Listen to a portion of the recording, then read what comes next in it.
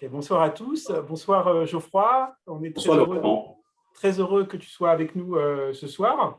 Alors, je vais te présenter en quelques mots et introduire le thème. Et puis après, je te laisserai faire ton propos introductif et les participants pourront te poser des questions soit via le chat et je les poserai de leur part ou directement en demandant la parole.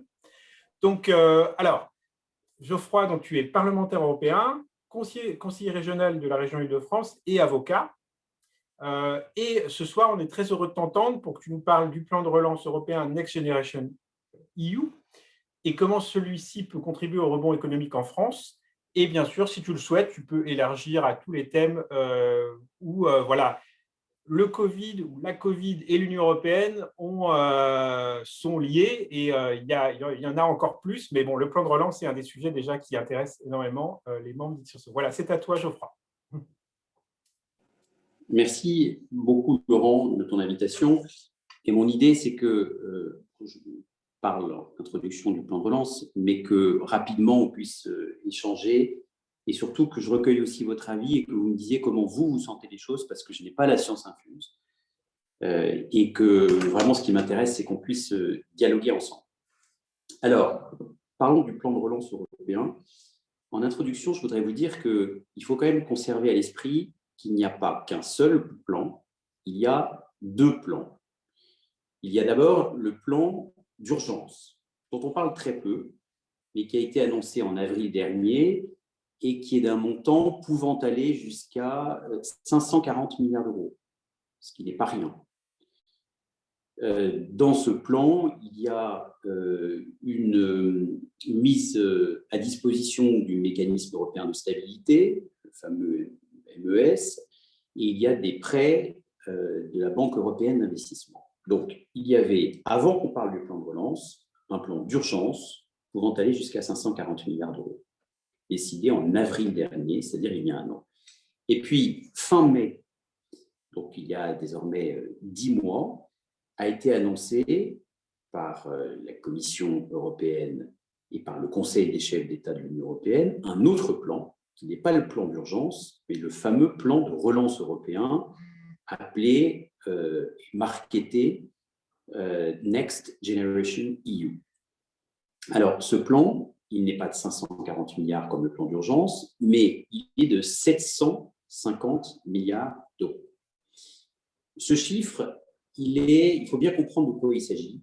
Et je pense qu'il est surtout très important d'en parler autour de soi et à l'opinion publique pour qu'elle sache ce que ça signifie concrètement. Parce que le montant de 750 milliards d'euros est vertigineux. Je pense d'ailleurs que les Français ne comprennent plus ce que signifient tous ces milliards d'euros. Et le pire serait qu'ils pensent qu'il y ait de l'argent caché au sein de l'Union européenne, une sorte de cassette secrète, alors qu'en réalité, l'Europe, ce n'est, si je puis dire, qu'une meilleure répartition de l'argent qui existe. Ces 750 milliards d'euros, ils seront intégralement financés par un emprunt. Et donc, ces 750 milliards d'euros, il faudra intégralement les rembourser. Pourquoi je vous dis ça? Pourquoi j'insiste là-dessus? Parce que quand les médias l'ont présenté, ils ont dit qu'il y aura 250 milliards d'euros de prêts, 500 milliards d'euros de subventions, même si d'ailleurs ce ne sont plus ces montants, parce qu'en réalité la répartition entre prêts et subventions a été modifiée. Donc le téléspectateur qui écoute ça d'une oreille pas tout à fait attentive pense que dans ce plan de relance, il y a 500 milliards de subventions. Mais ces 500 milliards de subventions, ça ne veut pas dire qu'ils n'auront pas été intégralement empruntés par la Commission européenne, qu'ils soient ensuite distribués sous forme de subventions ou de prêts aux États, ça ne change rien. Les 750 milliards d'euros devront être empruntés. Comment on les emprunte concrètement? Là, il y a un fait tout à fait inédit pour ce qui est en tout cas de ce montant, c'est que pour la première fois, nous assistons à un phénomène qui pose question d'ailleurs, on pourra en débattre, de mutualisation de la dette. C'est-à-dire que nous ne sommes plus dans les eurobonds, nous sommes dans un nouveau principe selon lequel c'est la Commission européenne qui empruntent en son nom propre. Ce ne sont plus les États. Et ce n'est pas anodin. Cette mutualisation de la dette, elle pose plusieurs questions, et j'ai presque même envie de dire plusieurs problèmes. Le problème, c'est un problème de principe, ou en tout cas une question de principe. C'est celui du principe même de la mutualisation de la dette par rapport à un principe qui, moi, guide mon action comme parlementaire européen au quotidien, c'est celui de la subsidiarité. Le principe de subsidiarité, c'est celui selon lequel l'Europe ne doit intervenir que lorsque son action est plus efficace que celle des États. Je vous donne un exemple. Quand l'Europe fait le Green Deal ou tente de créer une indépendance stratégique au niveau numérique, toute l'action menée par exemple par le commissaire européen français Thierry Breton, là j'estime que nous sommes totalement dans le principe de subsidiarité. On ne pourra pas résister au GAFA tout seul, uniquement en France. On ne pourra le faire que si nous le faisons à l'échelle européenne. Et c'est uniquement dans ce cadre que nous pourrons contraindre les GAFA à répondre à nos recommandations ou à nos régulations. Quand on agit sur la transition écologique, la pollution n'ayant pas de frontières, bien entendu que c'est l'union qui fait la force et que c'est à l'échelle européenne qu'il faut agir. En revanche, quand on agit sur la politique économique, moi j'estime que la question se pose. C'est-à-dire que pour faire face à la crise, c'est une question. Un plan de relance européen est-il nécessairement plus efficace qu'une succession de plans de relance nationaux? La question se pose. Et ce qui est fou, c'est que sur une question aussi fondamentale, en réalité, le débat soit quasiment interdit et que le débat public soit dominé par deux idéologies. La première, c'est le fédéralisme, qui en gros renonce à l'indépendance des États. Et la seconde idéologie, c'est le souverainisme absolu, qui renoncerait à tout projet commun. Et comme ces deux idéologies confisquent le débat public dès qu'on parle d'Europe, finalement, on oublie de se poser des vraies questions saines sur, par exemple, la question de savoir si un plan de relance à l'échelle européenne est nécessairement plus efficace qu'une succession de plans de relance nationaux.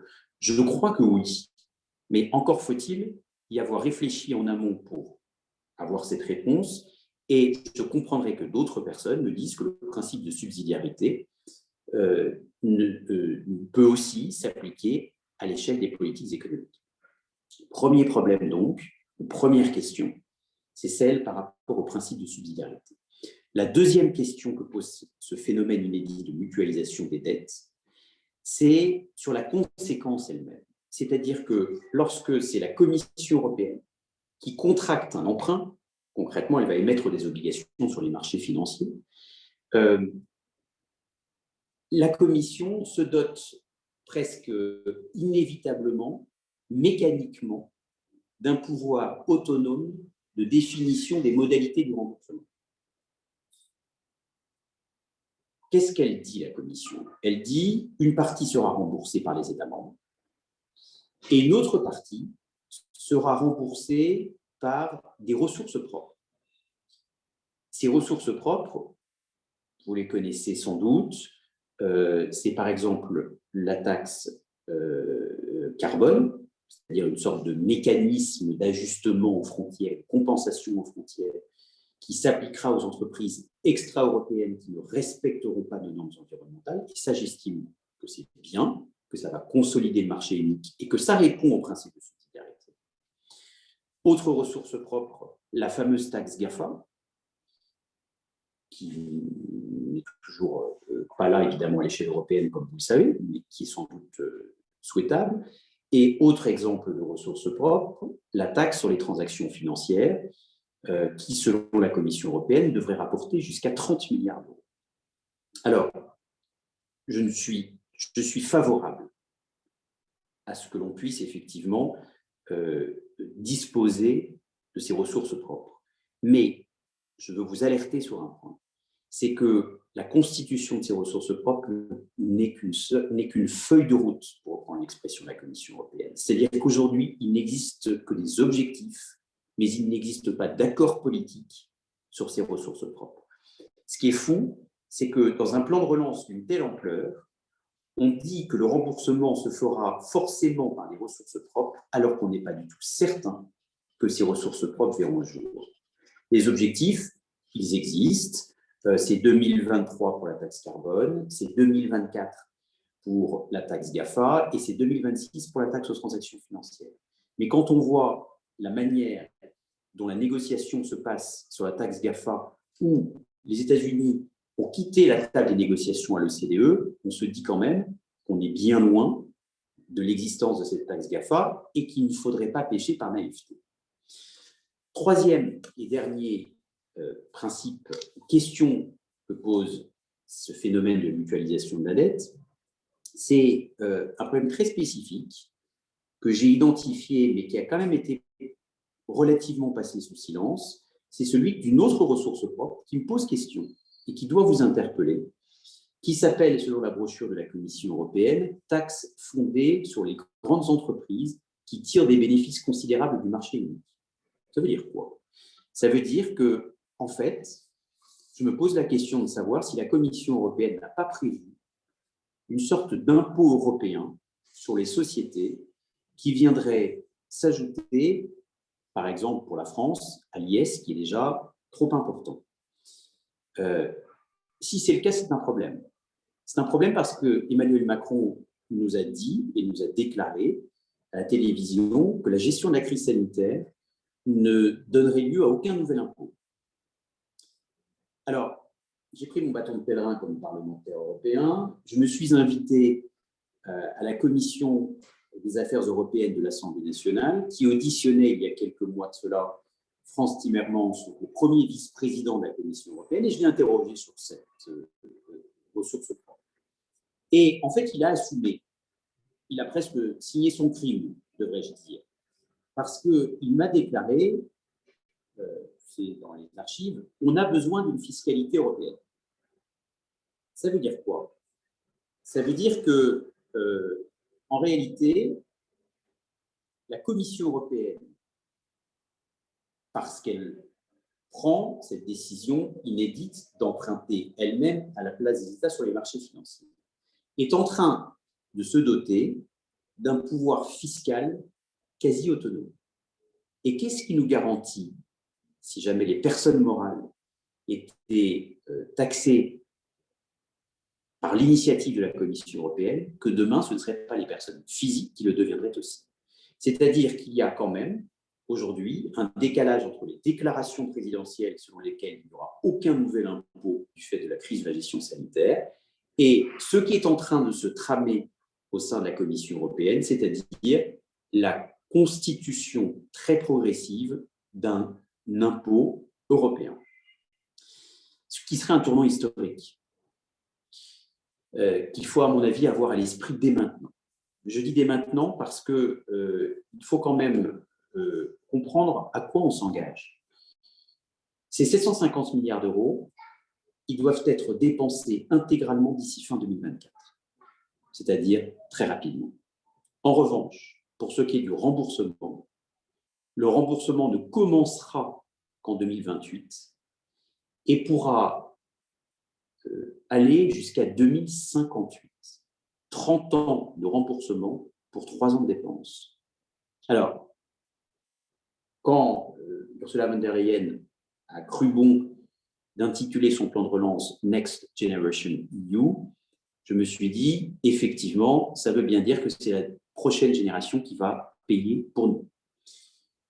Et nous allons dépenser cet argent en 3 ans, et ce sont nos enfants et nos petits-enfants qui paieront. Je pense que c'est dangereux et risqué, même si je suis favorable au principe de ce plan de relance, encore une fois. Pourquoi? Parce qu'en fait, en agissant ainsi, l'Europe brûle ses vaisseaux.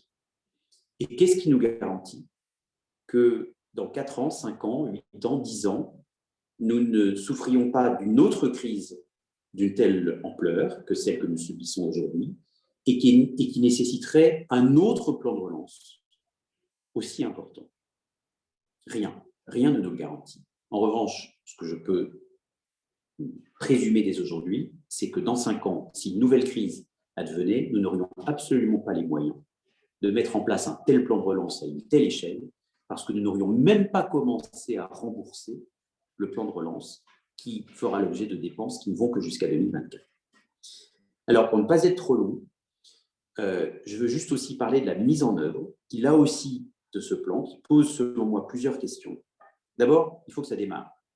C'est-à-dire que tout ça a été décidé le 27 mai dernier, donc il y a bientôt 1 an, mais il n'y a toujours pas un euro issu de ce plan de relance qui est arrivé dans les pays.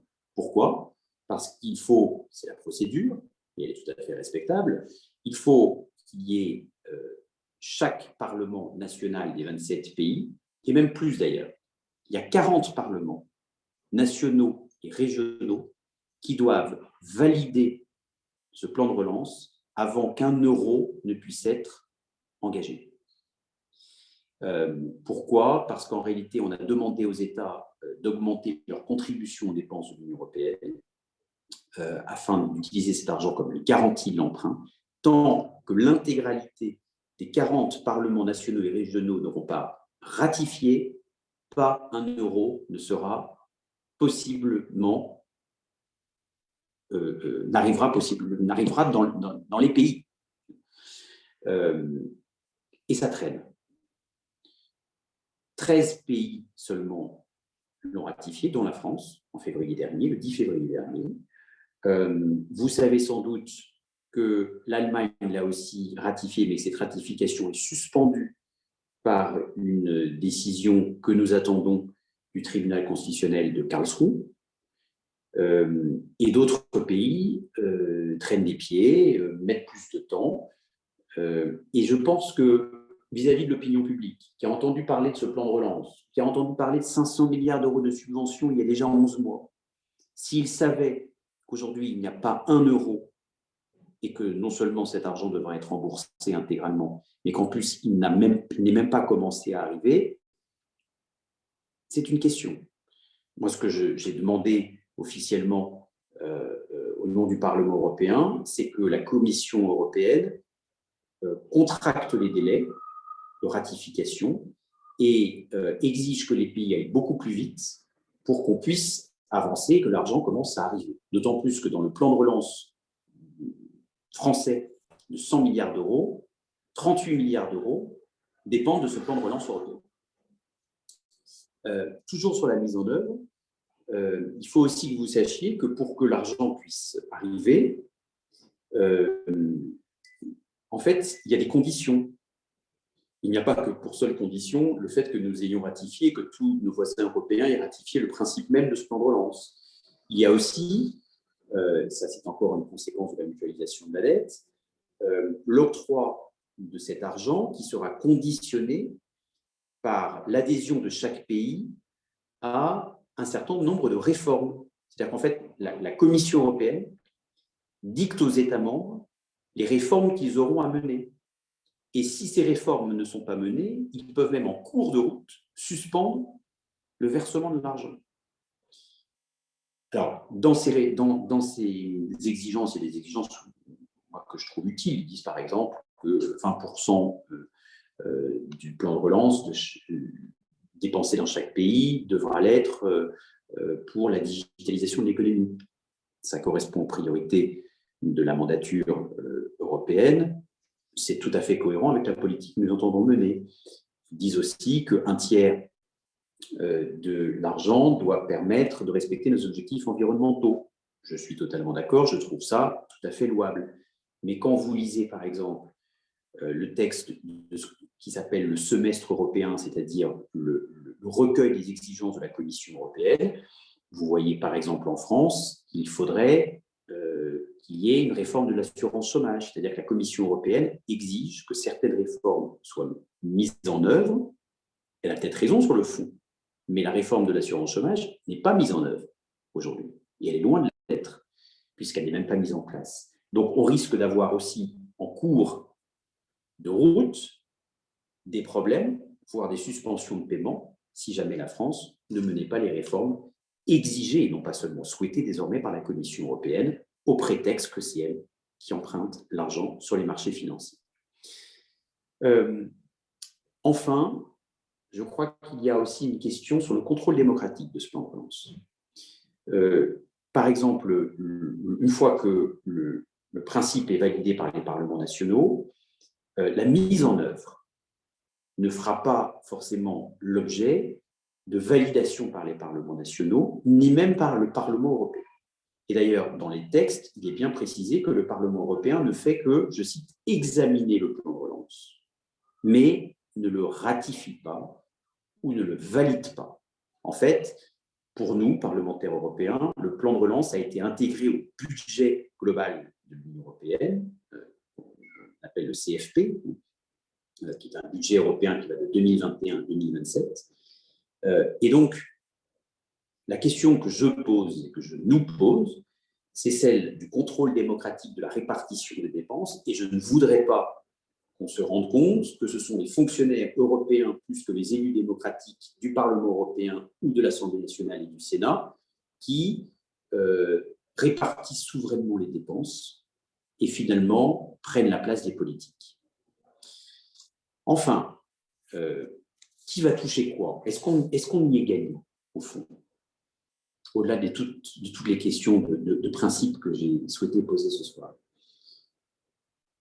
Le seul chiffre qu'on vous donne, c'est le fait que la France, sur ce plan de relance de 750 milliards d'euros, va récupérer, on dit 40 milliards d'euros, ce n'est pas tout à fait 40 milliards, c'est 38 milliards d'euros. Et à la limite, on n'est presque plus à 2 milliards d'euros près à ce niveau-là. L'Italie, c'est plus de 65 milliards d'euros. L'Espagne, c'est 60 milliards. Nous, c'est 38 milliards. Mais la question qu'on peut se poser, c'est combien elle nous coûte et est-ce que le solde est positif ou négatif? Eh bien, en réalité, nous sommes contributeurs nets. Parce que si je ne prends pas en compte les ressources propres qui ne sont à ce stade qu'hypothétiques, la France devra en fait rembourser 20 milliards d'euros de plus que les financements reçus. En résumé, on va toucher près de 40 milliards d'euros, mais nous contribuerons à ce plan de relance à près de 60 milliards d'euros. Au nom du principe, qui est un bon principe selon moi, mais encore faut-il que les Français soient pleinement informés, du principe de solidarité. D'autant plus, quand même, que, sachez-le aussi, la France n'a pas le droit au rabais.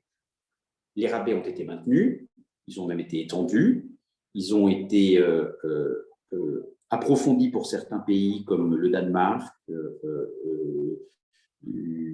l'Autriche, l'Allemagne, on n'a plus le Royaume-Uni et le I want my money back, mais les Allemands, je ne sais pas le dire en allemand, mais diront je veux aussi mon argent, les Autrichiens aussi, les Danois aussi, et nous n'aurons pas droit au rabais. Nous finançons le rabais, mais nous n'y aurons pas droit. Donc ça veut quand même dire, et là je reboucle par rapport aux questions de principe que je posais tout à l'heure sur le principe de subsidiarité. Je ne voulais pas énoncer uniquement pour faire la théorie. Je vous le dis pour que nous-mêmes, on s'interroge sainement sur non seulement le principe de ce plan de relance, encore une fois, j'y suis favorable, mais aussi sur la manière dont nous allons y gagner ou y perdre. Ce n'est pas rien quand même parce qu'il s'agit de l'argent des Français à la fin. Donc, en conclusion, pour résumer mon propos et avant de vous laisser la parole et qu'on puisse échanger, je voulais vous dire que ce plan de relance, je pense, aurait nécessité beaucoup plus de pédagogie chez les Français pour qu'ils sachent à quoi ils s'engagent.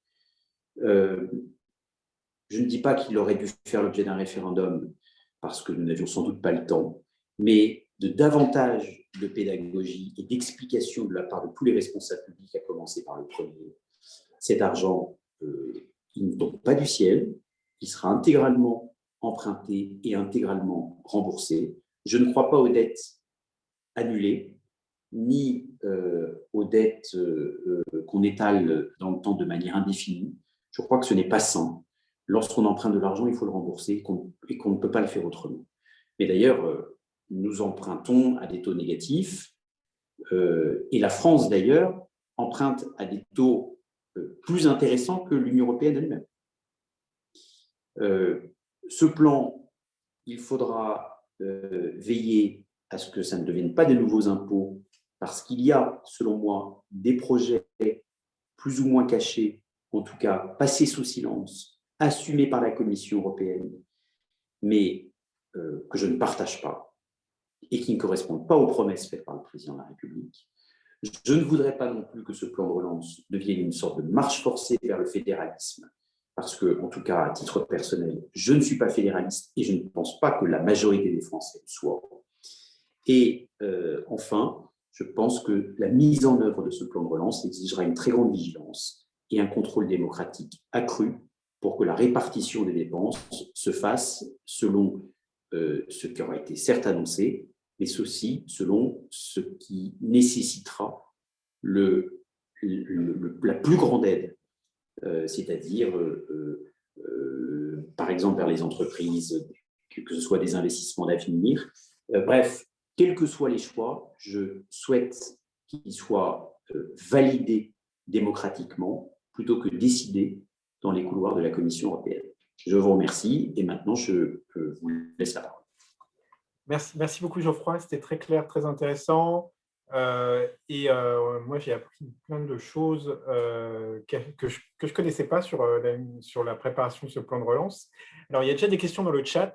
Je vais te poser les deux premières ou l'ensemble des deux premières questions de Daniel Namias. Alors, subsidiarité, le plan européen n'est-il pas lié à la faible capacité de certains États de s'endetter plus? J'avais compris que l'affectation des dépenses du plan est en grande partie décidée par les États. CF les débats en Italie, n'est-ce pas le cas? Donc, est-ce que le plan de relance n'est pas une substitution au fait que certains États n'arrivent plus à s'endetter pour relancer l'activité? Et autre question au pluriel de Daniel, remboursement, on verra plus tard, n'est-ce pas un biais général de toutes les politiques du sud de l'Europe?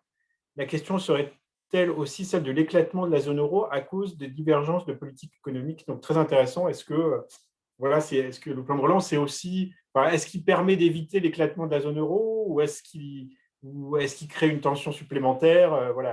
L'enjeu macroéconomique de ce plan de relance, je pense que c'est intéressant, même si ce n'est pas une question facile. C'est intéressant. Voilà, Geoffroy, sur ces premières questions. Si tu veux réagir. Ces questions qui sont en fait liées, je les trouve très judicieuses parce que celui ou celle, je ne sais pas qui les pose, mais je pense qu'il a tout compris. C'est-à-dire qu'en fait, ce plan de relance, c'est avant tout, selon moi, un plan de sauvetage, mais qui ne pouvait pas dire son nom. C'est-à-dire que c'était un plan de sauvetage de la zone euro. Et ce qui fait qu'Angela Merkel, après avoir hésité, après avoir tergiversé, était d'abord sensible aux arguments des pays frugaux, puis finalement s'être ralliée à l'idée de ce plan de relance, d'ailleurs largement porté par Emmanuel Macron. Si elle l'a fait, c'est qu'elle a senti que la zone euro était en danger. Et qu'en fait, il fallait sauver l'Italie, qui était le prochain maillon faible sur la liste. Et quand je vous disais tout à l'heure que l'Italie allait profiter pleinement de ce plan de relance, allait disposer grâce à ce plan de 65 milliards d'euros, c'est bien parce qu'elle est plus faible que notre économie à nous, et que, même si elle a fait des efforts depuis quelques temps, et que, en réalité, c'est indicible. Et puis, on n'allait pas marketer, on avait une crise sanitaire qui nous arrivait, on a des méfaits économiques et sociaux qui nous attendent. Si en plus on disait qu'on mettait autant d'argent pour juste sauver la zone euro, c'est sûr que ça n'aurait pas suscité l'adhésion. Donc, on a présenté ça comme un plan de relance et ça peut devenir, si c'est intelligemment mis en œuvre, un véritable plan de relance qui va nous aider évidemment à redécoller. Mais c'est avant tout, je le crois, un plan de sauvetage de la zone euro et un plan de sauvetage de l'Italie. Ceci étant dit, si ça peut avoir un double emploi, tant mieux. Mais je trouve que ce qui aujourd'hui suscite quand même l'incompréhension chez beaucoup de nos concitoyens, et cette idée que l'Europe est très loin, c'est qu'elle donne l'impression de jongler avec des milliards dont on ne sait pas d'où ils sortent.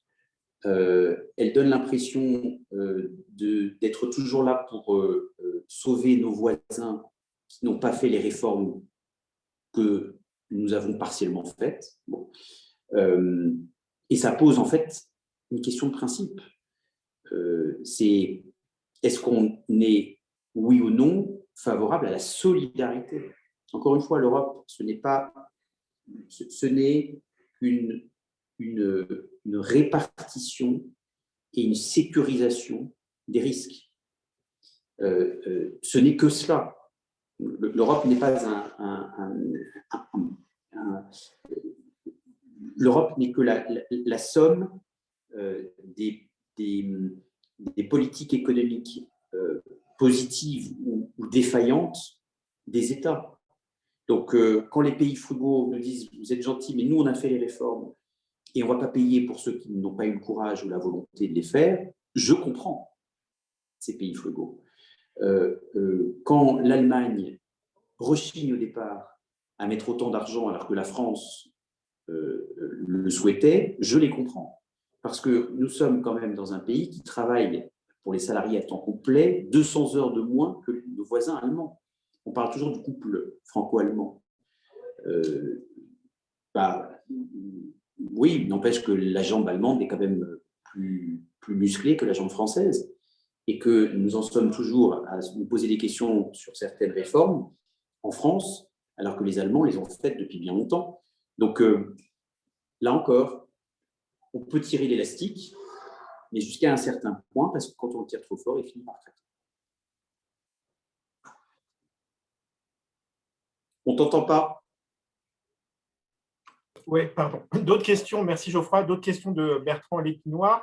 Donc, les 40% du plan français, donc France Relance, venant du plan Next Generation EU, proviennent-elles des 390 milliards, donc, je crois, de subventions ou des 360 milliards de prêts? C'est une question de Bertrand.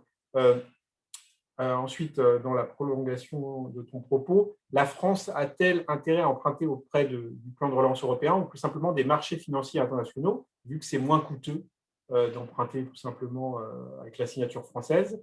Et dernière question de Bertrand, est-ce qu'on n'a pas de rabais parce que la France n'a pas de rabais parce qu'on est jugé un peu cigale et que c'est peut-être aussi pour nous sanctionné qu'on n'a pas eu ce rabais? Voilà, à toi, je te laisse. Deux réponses rapides. La première, c'est que, en fait, nous, a priori, nous n'allons bénéficier que des subventions et pas des prêts. Donc, en fait, dans la mise en œuvre du plan de relance, chacun choisit quand même un peu en fonction de ses forces, pas. Mais tout cela reste à confirmer parce que tout ça est quand même encore en discussion, mais c'est ce qui se dessine. Et je vous le disais tout à l'heure, la France emprunte à des taux négatifs encore meilleurs que l'Union européenne. Et si nous n'avons pas de rabais, oui, c'est parce que nous n'étions pas en mesure d'en négocier. Les frugaux, Allemagne compris, sont dotés des rabais. Pourquoi? Parce que dans la négociation, vous savez, c'est la négociation, il faut que tout le monde soit d'accord. Donc, il faut bien que ceux qui ont le plus de force disent « moi, j'aime bien le principe de solidarité, mais je vais retrouver mes petits ». Eh bien, les petits sont les rabais. Et la France n'était pas suffisamment armée pour pouvoir exiger des rabais et faire partie de ces pays tellement bien gérés qu'ils peuvent se permettre de demander un remboursement de l'argent. Donc, oui, effectivement, ce n'est pas par hasard si nous ne disposons pas de rabais en France. Merci Geoffroy. Alors, d'autres questions de Daniel Namias. Alors, donc lui, il met… Question ou observation, je ne sais pas si les autres veulent s'exprimer, mais qu'ils n'hésitent pas. Hein. Je ne suis pas là pour garder le micro. Hein. Oui, non, mais je pense que comme tu es au cœur de ce qui se passe sur ce sujet au Parlement européen, je pense qu'il y a plein de gens qui ont envie d'apprendre des choses et ils en profitent aussi. Mais bien sûr, oui, bien sûr, vous pouvez aussi faire des commentaires. Vraiment, ceux qui veulent s'exprimer peuvent le faire avec plaisir.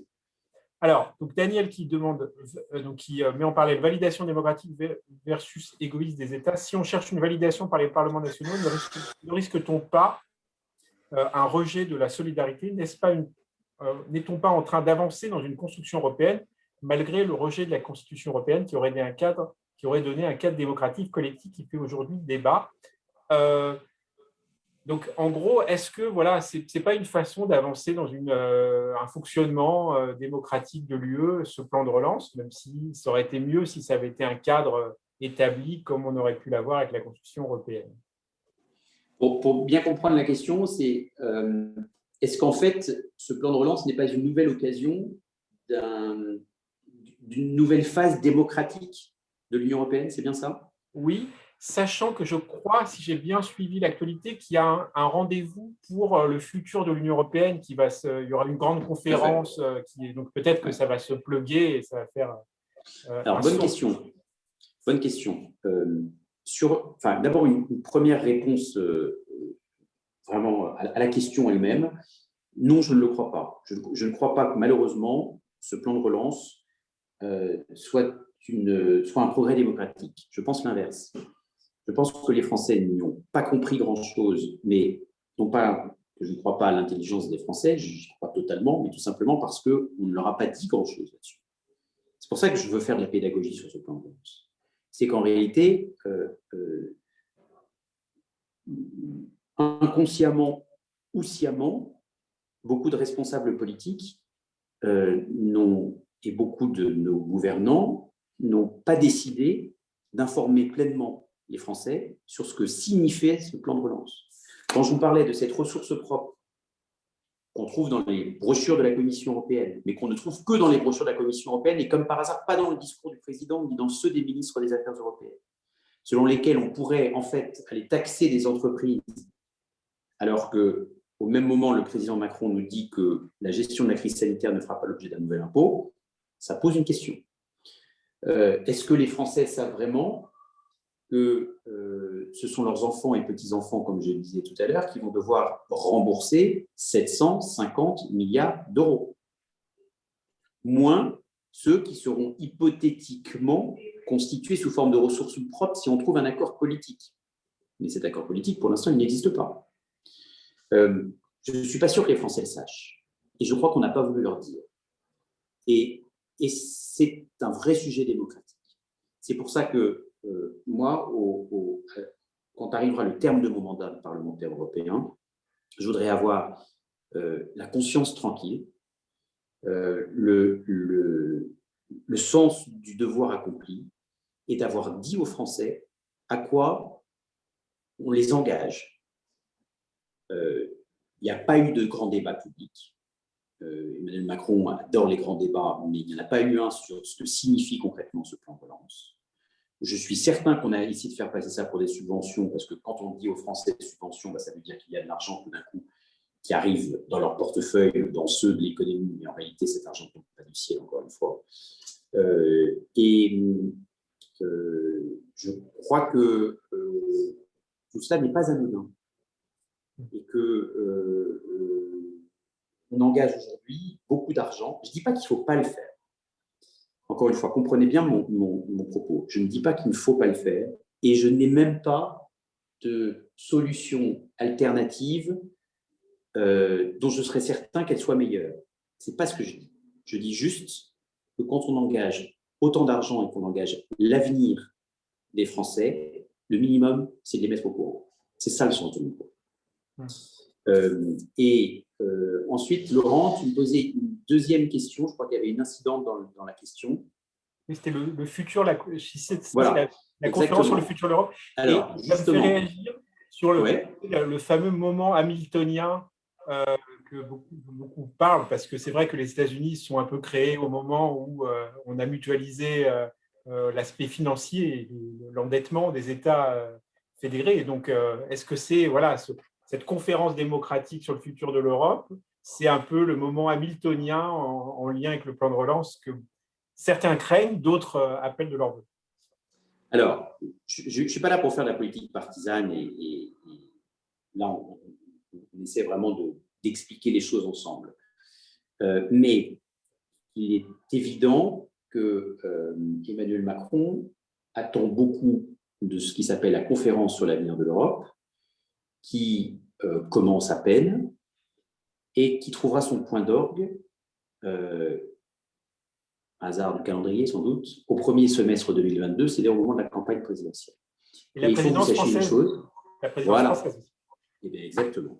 En fait, il faut que vous sachiez, mais vous le savez, mais encore faut-il bien que tous les Français le sachent dès maintenant et commencent à l'avoir à l'esprit, c'est que la France va présider l'Union européenne pendant un semestre, qui est le premier semestre 2022. C'est une très bonne chose.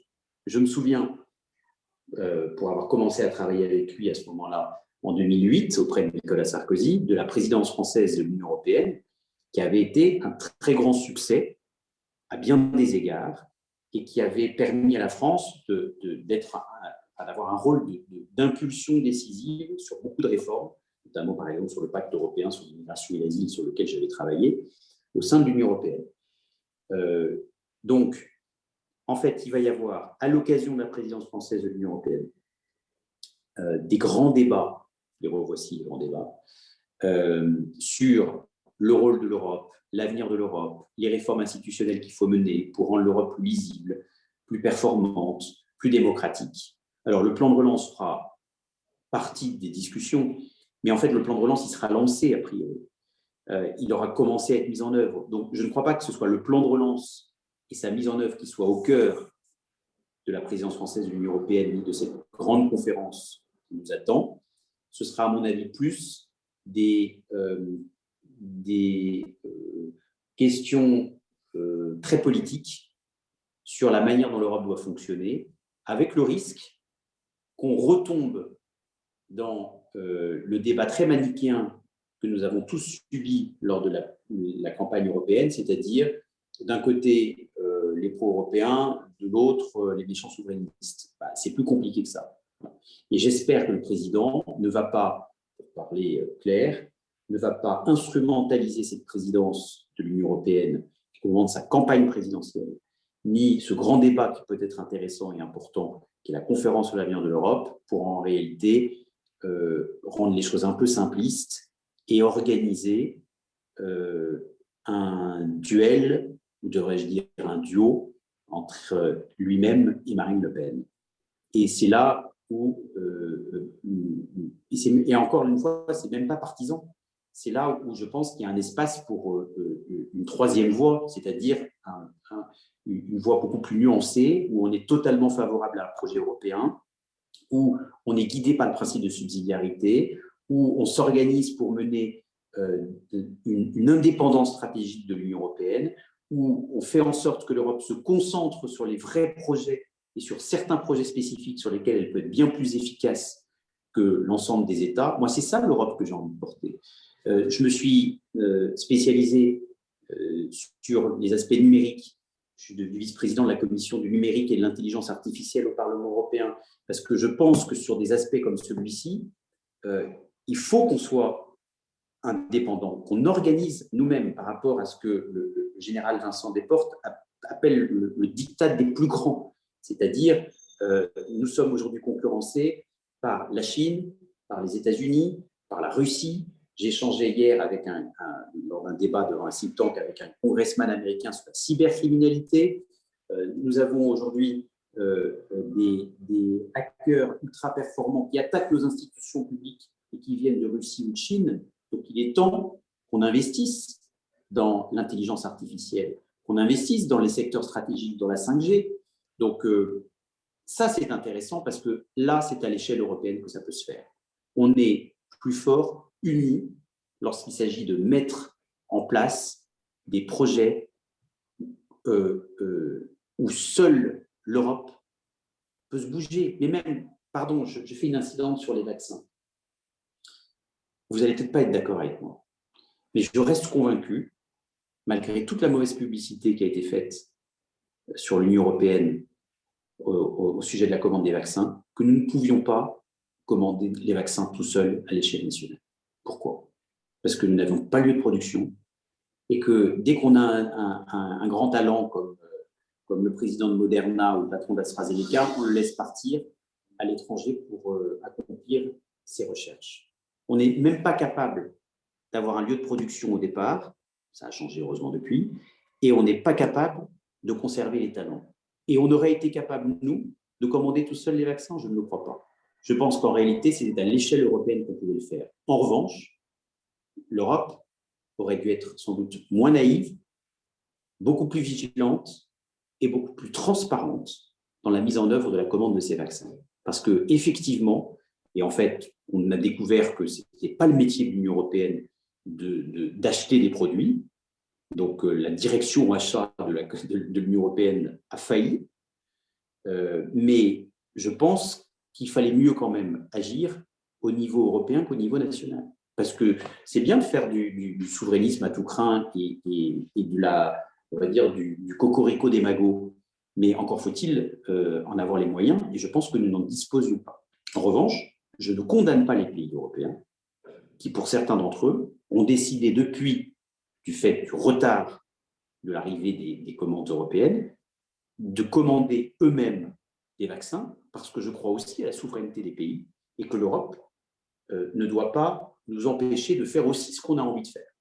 Vous voyez, je crois que l'Europe est une boîte à outils qu'il faut savoir utiliser dès que c'est plus efficace que nous tout seuls, mais qu'en réalité, mais que parallèlement à cela, il ne faut pas aussi oublier que nous restons des États souverains qui pouvons, lorsque c'est nécessaire, utile, d'agir seuls, ou en tout cas en concertation avec d'autres pays. Je crois par exemple aussi à ce qu'on appelle la coopération renforcée, à l'Europe des cercles concentriques. Je ne pense pas qu'il faille attendre que les 27 pays soient d'accord pour mener certains projets. Je pense que certains pays, notamment les pays fondateurs de l'Union européenne, peuvent être des réacteurs, peuvent impulser une volonté, et qu'ensuite les autres pays suivent. Vous voyez, moi je suis favorable, je suis très européen, et je suis favorable à une Europe beaucoup plus souple, beaucoup moins rigide. Et aujourd'hui, on a découvert, de ce qui s'est passé, on a découvert que l'État français était impuissant du fait de sa bureaucratie. On savait déjà qu'il y avait une bureaucratie européenne. Bon, mais je ne suis même pas sûr que la France ait beaucoup de leçons à donner à l'Union européenne. L'Europe n'est pas forcément plus administrée que n'est la France. Il y a 50 000 fonctionnaires européens à Bruxelles au sein de la Commission européenne. Il y a 50 000 fonctionnaires à la mairie de Paris. La Commission européenne, elle gère 500 millions d'habitants. La mairie de Paris, elle en gère 2,2 millions. Donc, je ne dis pas que ce n'est pas trop au sein de la Commission européenne, mais je dis que malheureusement, nous n'avons pas non plus beaucoup de leçons de morale à donner à l'Europe parce que nous ne sommes pas suffisamment agiles et performants pour pouvoir le faire. Merci Geoffroy. Et donc, un peu en réaction de ce que tu as dit, donc il y a Philippe Théo qui dit un peu l'Europe, c'est que ça, c'est un peu un lieu de mutualisation. Mais alors lui, il dit, est-ce que ça ne peut pas être aussi un projet politique, culturel, philosophique, global, transeuropéen, un véritable projet de civilisation? Et il réagit aussi donc au fait, voilà, les 750 milliards d'euros qui pèseront sur les prochaines générations, et ça rejoint aussi la question de Bertrand Lépinois, c'est est-ce qu'on peut vraiment dire que c'est trop, ces 750 milliards d'euros, alors que les États-Unis, c'est 4 000 milliards, et que donc, voilà, eux, on n'a jamais dit que c'était une somme trop importante. Voilà, je te laisse réagir à ces deux remarques. Voilà, projet plus large que simplement mutualisation, et notre plan, il n'est pas si gros par rapport aux États-Unis. Alors, je commencerai, Laurent, si tu me le permets, par la seconde, parce que la première me paraît tellement essentielle que je terminerai par celle-là. La seconde, rapidement, je ne sais pas. Et je le dis avec beaucoup d'humilité, je ne sais pas, et je suis bien incapable aujourd'hui de dire si 750 milliards d'euros, c'est le bon montant ou pas. Ce que je sais, c'est que c'est un montant majeur. La seule chose que je sais et que beaucoup de Français ne savent pas, c'est qu'en réalité, nous allons être contributeurs nets et qu'il va nous coûter plus qu'il va nous rapporter. Ce que je sais, c'est que pendant 30 ans, il va falloir le rembourser. Donc, on peut le comparer effectivement au méga plan de relance américain. L'avenir nous dira s'il était suffisant et s'il a permis de lever, parce que l'idée, c'est quand même ce que tout ça nous rapporte, tout ça crée du PIB. Je suis vraiment humble par rapport à cette question. Je n'ai pas la réponse. Et d'ailleurs, ce qui est fou, c'est que quand vous entendez beaucoup de responsables politiques, vous avez l'impression que cette crise ne vient que conforter leur idéologie et qu'en fait, ils avaient tout prévu avant tout le monde et qu'on aurait dû les écouter bien en amont. Bon, enfin, moi, je ne fais pas partie de cela. Je pense que la réalité est suffisamment compliquée pour ne pas être boursouflé de certitude. J'ai des convictions, mais pas de certitude. Et ce qui est intéressant dans cette crise, c'est que non seulement elle va nous faire changer sur bien des aspects, mais surtout elle bouscule nos certitudes, en fait. Elle nous fait sortir de nos zones de confort. Elle nous oblige à être beaucoup plus agiles, à nous remettre en question. Et donc, sur un montant comme celui-là de 750 milliards, je ne sais pas s'il sera suffisant, mais je sais en tout cas qu'il est important et que les Français s'engagent à quelque chose de majeur. Après, sur le projet de civilisation, en fait, on aurait dû commencer par là, mais c'est juste que ce n'était pas le titre de ce qui nous réunit ce soir. Mais évidemment, en fait, pourquoi avant tout je suis européen? C'est parce que et qu'est-ce qui nous lie? Ce ne sont pas les langues qui nous lient. Quand je vais au Parlement européen, en fait, je parle anglais dans les couloirs parce que si on ne parle pas anglais, on ne peut pas échanger avec nos collègues. Mais ce ne sont pas les langues qui nous lient. C'est notre histoire, c'est notre héritage, c'est notre civilisation. Et ce qui fait sens et ce qu'on doit défendre avant tout, c'est ça. Je suis convaincu que le plus petit dénominateur commun de l'Union européenne, c'est son héritage culturel. Je ne dis pas cultuel, culturel. Gréco-romain, judéo-chrétien et issu de la philosophie des Lumières.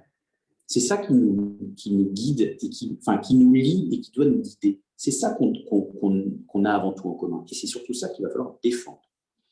Et c'est la raison pour laquelle je suis, je vous le dis, mais là on peut avoir une différence aussi, hein, totalement défavorable à la perspective même de voir la Turquie adhérer à l'Union européenne. Et j'ai emmené avec moi une trentaine de parlementaires à travers une tribune que j'ai publiée il y a quelques semaines, demandant au président Macron de mettre un terme très clair au processus toujours en cours, non plus les Français ne le savent pas, d'adhésion de la Turquie à l'Union européenne. Le processus d'adhésion n'a pas été arrêté, il a été gelé, ce qui n'a rien à voir. Et je pense que ce ne sont pas uniquement les dérives de Recep Erdogan qui justifient cette volonté que j'ai de mettre un terme clair au principe ou à la perspective d'adhésion. C'est qu'en réalité, pour moi, la Turquie, elle est dans l'Asie mineure et que son histoire, et non seulement aujourd'hui ses dérives, ne contribuent pas à alimenter la civilisation que nous partageons. C'est une autre civilisation qui risque d'affronter la nôtre, donc il va falloir qu'on soit très vigilant, mais qui est au départ très différente. Donc je pense que qu'il faut éviter d'élargir l'Union européenne aujourd'hui. Il faut réformer l'Europe de l'intérieur. Il faut approfondir les coopérations sur des domaines stratégiques sur lesquels l'Europe est plus efficace que les États, mais il faut éviter d'élargir. Pourquoi? Parce que je crois que nos concitoyens en ont assez de voir l'Europe se diluer sans qu'on leur demande leur avis. Je ne suis pas certain que les Français aient vraiment su quand la Croatie a intégré l'Union européenne. Ils l'ont appris après coup, en réalité. Je ne suis pas certain que les Français sachent que pendant la crise du Covid, Emmanuel Macron ait quand même accéléré le processus d'adhésion de l'Union européenne, de l'Albanie et de la Macédoine du Nord. Je ne le pense pas. Alors, ça pose des questions géopolitiques. Si on ne prend pas ces pays avec nous, le risque est qu'ils se mettent sous la coupe de la Turquie ou de la Russie. ces questions-là méritent d'être posées. Et je comprendrais que certains disent qu'effectivement, il faille absolument les emmener avec nous plutôt que de les laisser partir sous l'influence d'autres continents ou d'autres pays très puissants. Mais toutes ces questions, pourquoi elles ne sont pas mises dans le débat public? Elles sont quand même majeures. Elles sont tout aussi majeures que beaucoup de réformes dont on parle et qu'on ne met jamais en place et qui sont plus nationales. En fait, ce que je voudrais, c'est qu'on reprenne notre destin en main, que l'Europe arrête de subir, que l'Europe arrête de subir la mondialisation, qu'elle arrête d'être les naïfs de l'histoire et qu'elle décide souverainement, activement, avec des vrais débats publics, peut-être même des référendums, ce qu'elle a envie d'être dans les 10, 20 prochaines années, ce qui fait sens. Et pour répondre à la première question qui m'a été posée à l'instant, ce qui fait sens, c'est quand même son histoire et les principes qu'il a dit. Merci Geoffroy. Alors, tu as répondu d'avance à la question de Daniel Namia sur le fait que les plans de relance, ça permet aussi de retenir des pays qui pourraient peut-être être attirés par d'autres grandes puissances comme la Russie. Tu as répondu. Alors, on arrive au bout de l'heure. Donc, peut-être, je vais te proposer de conclure et notamment, peut-être voilà, une piste pour conclure, c'est qu'est-ce que toi, tu attends de cette conférence sur l'avenir de l'Europe et qu'est-ce que tu attends de la présidence française de l'Europe? Comment voilà, ta contribution, notamment sur ces deux sujets, et voilà, et après tu peux conclure ce webinaire. Ah, tu es en muet. Pardon, Laurent. La première chose que j'ai à l'esprit, moi, dans mon mandat de député européen, c'est déjà de rendre l'Europe, si possible, concrète dans la vie quotidienne. Parce que pour beaucoup de Français, l'Europe, c'est une succession de normes. D'abord, ils ont l'impression que leurs députés européens, une fois élus, disparaissent des écrans radars, s'exilent à Bruxelles, voire deviennent belges. Bon, bah, je vous rassure, je ne suis pas devenu belge, je n'ai pas l'intention de l'être, et même si j'aime beaucoup la Belgique, et je me vis comme, non pas un bout de la souveraineté européenne, mais comme un député français au Parlement européen, ce qui n'est pas du tout la même chose. Et ça ne m'empêche pas d'être profondément européen. Et je n'ai rien à voir avec... bon, je vous ai dit que je ne ferais pas de politique partisane, mais je finis par en faire un tout petit peu quand même. Je n'ai rien à voir avec les députés européens du Rassemblement national qui, en fait, viennent chercher leur paye à Bruxelles chaque mois, mais qui se font élire au Parlement européen avec comme intention finale de sortir de l'Union européenne. Parce qu'au fond, ils ne font que dénigrer l'Europe toute la journée. Moi, j'y crois à l'Europe. Mais c'est parce que j'y crois que je pense qu'il faut la réformer d'urgence. Parce que si on ne le fait pas, de moins en moins de Français vont y croire et on va finir par gâcher un très beau projet commun et mettre en danger une histoire commune. Donc, j'essaie déjà de la rendre bassement concrète. Je vous donne un exemple. Je suis en train de travailler à la mise en place d'un chargeur universel européen pour tous les téléphones portables et les iPads qui vous servent peut-être à m'écouter en ce moment. Bon, tout bête, mais on a 40 millions de tonnes de déchets par an du fait des chargeurs qui sont tous évidemment incompatibles. Donc, on est en train de discuter avec les Apple, les Samsung et tout pour leur dire vous faites exprès d'avoir des chargeurs différents parce qu'évidemment, commercialement, ça vous intéresse. Mais si vous voulez qu'on ne soit pas trop sévère avec vous, il va falloir désormais créer un chargeur universel. C'est tout bête, c'est très concret, mais l'Europe peut aussi servir à des petites choses comme ça. Autre chose un peu plus noble, si je puis dire, sur laquelle je travaille, sur laquelle j'ai beaucoup travaillé, c'est la mise en place d'un nouveau droit citoyen pour tous les Européens. Encore une fois, l'Europe est souvent synonyme de normes et moins de droits nouveaux. Eh bien, grâce à une directive dont j'ai eu la chance d'être le rapporteur, nous sommes parvenus à un accord qui va mettre en place ce qu'on appelle des class actions en Europe, c'est-à-dire des actions collectives de groupe qui vont permettre à des citoyens européens de se rassembler lorsqu'ils seront les victimes d'un acte illégal commis par une multinationale. Et ils verront leur préjudice plus facilement réparé s'ils intentent une action collective en justice. Ça s'appelle les class actions aux États-Unis, ça s'appelle les recours collectifs en Europe, et nous venons de les mettre en place sans les dérives américaines, puisque comme vous le savez peut-être, là je le dis avec ma casquette d'avocat au barreau de New York, moi j'ai beaucoup vu lorsque j'exerçais à New York, toutes les dérives américaines qui existaient là-dessus, où en fait certaines entreprises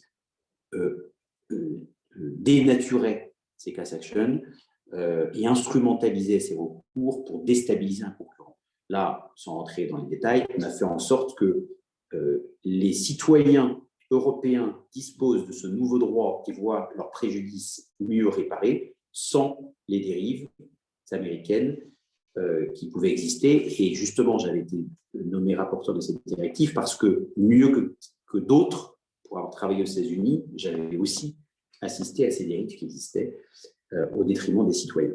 Donc, en fait, ce que je veux vous dire, c'est que l'Europe et notre rôle comme député européen, c'est d'être en connexion totale avec nos pays d'élection et pas perché à Bruxelles, et d'être le plus concret possible dans nos actions. Mais ça ne nous empêche pas d'avoir aussi la tête dans les étoiles et d'être très attentif et très déterminé sur la constitution d'une indépendance stratégique européenne. On ne peut plus se permettre d'être à la remorque économiquement sur des domaines stratégiques, comme par exemple l'intelligence artificielle.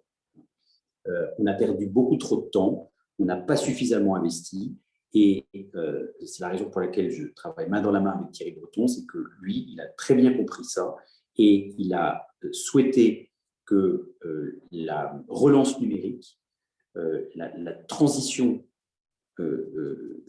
digitale, enfin la transformation digitale, devienne l'une des priorités de cette mandature, et je souhaite bien y contribuer. Donc, pour résumer, on sait qui on est. On est les héritiers d'une civilisation judéo-chrétienne qu'il faut absolument assumer et qu'il va falloir peut-être défendre parce qu'elle est souvent défiée et mise en danger. On sait où on va parce qu'on met en place des réformes très concrètes qui peuvent faciliter le quotidien de nos citoyens, et on sait où on voudrait aller, c'est-à-dire vers un continent qui ne soit pas seulement, ou qui ne se réduise pas à une civilisation, mais qui devienne un outil de performance économique indépendant et en mesure de concurrencer les États-Unis, la Chine ou d'autres pays émergents. Merci beaucoup Geoffroy, c'était très intéressant, on est très heureux de t'avoir entendu ce soir. Alors, prochain webinaire sur la crise du Covid et aussi le rôle de l'Europe avec Philippe Herzog le 12 avril. Donc, ça va être intéressant d'entendre le Philippe Herzog qui était de la promo de… Parce que mon père est un ancien de l'école polytechnique et il était dans la même promo que mon père. C'est très bien. Et aussi un économiste dont je ne partage pas forcément toujours les idées, mais qui est très intéressant à écouter. Ancien député européen et ancien conseiller de Michel Barnier. Donc il va aussi parler de sujets proches, je pense. Donc jeudi prochain, 8 avril, on aura… Alors, on va, pour se donner un peu, se respirer, on ne va plus parler de Covid, on va parler d'astrophysique avec Anne-Marie Lagrange, qui est spécialiste des exoplanètes. Donc, il va nous parler de ses découvertes de nouvelles planètes et aussi de sa réflexion sur le lien entre université et recherche. Voilà. Donc, ça va être intéressant, je pense. Voilà. Merci à tous. Merci Geoffroy. Très bon week-end de Pâques. Merci beaucoup à vous tous. Merci à toi, Laurent. Merci et bon courage pour ces 4 semaines. Voilà. Bon, espérons qu'après, ça ira mieux. Okay. Oui, c'est ce qu'on nous promet en tout cas. Donc, on va y croire. Okay. À bientôt. Bonne soirée. À bientôt. Bonsoir. Merci.